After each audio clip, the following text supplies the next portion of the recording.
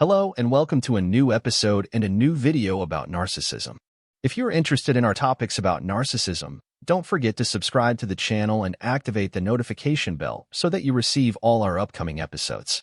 The narcissist never likes to lose control over anything he used to dominate before, even if he no longer desires that thing. In this episode, we will explore what happens when the narcissist is sure that he has indeed lost you, and what the narcissist will think about after this happens. The narcissist will perceive the situation as a terrible insult to him because he feels the most happiness when he is the one in control. This means that he is the one who leaves the victim, not the other way around. The possibilities of hitting his self-esteem are certain, and there is no room for doubt. In most cases, the narcissist starts doing anything to regain control over you. One of the things that definitely happens to the narcissist is his intense feeling of anger, leading him to resort to all revengeful behaviors he knows, considering you as an item with no purpose other than meeting his basic needs. Feeling that you are using a person for your benefit and exploiting his feelings for your own gain is very painful. However, in normal relationships, in a relationship with a narcissist, this is fundamental to his personality and characteristics. Therefore, the narcissist is always searching for anything that meets his needs in the social environment in which he lives. For the narcissist, anyone is considered something that can fulfill these needs, namely narcissistic supply.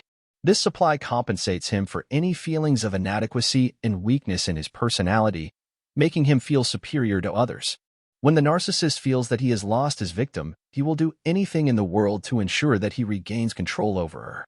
This is certainly not out of love, but out of greed for the constant narcissistic supply he seeks throughout his life, whether with her or with anyone else. When the narcissist feels that he has lost his victim, this is very humiliating to his personality and pride. He will have a burning desire to regain her once again. The narcissist does this even if he was the one who ended the relationship with you. It's not a requirement at all that the narcissist is actively seeking you and trying to get you back because you left or ended the relationship.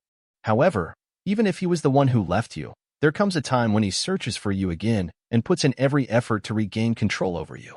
When the narcissist tries to bring you back into the relationship and you reject him, it is very painful for him because rejection is what hurts the narcissist the most, slowly killing him.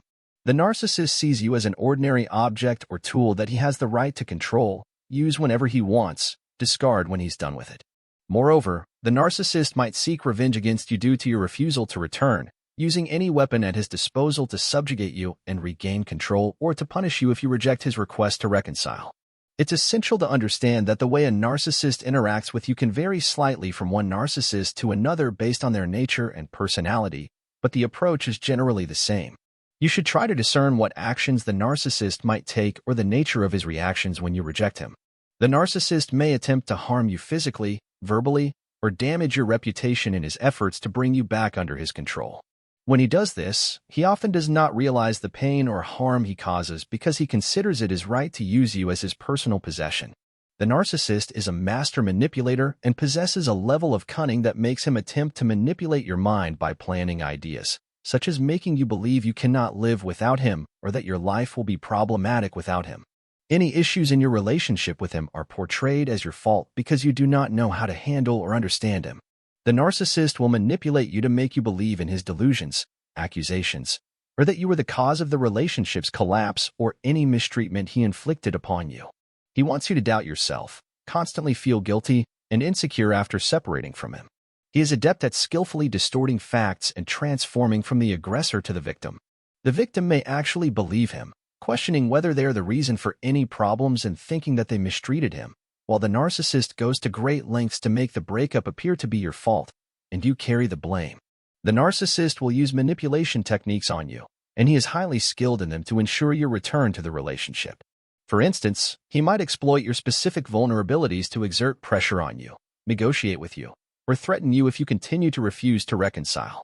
Of course, you should not be surprised if you find yourself in the love bombing or emotional drowning phase at the beginning of the relationship.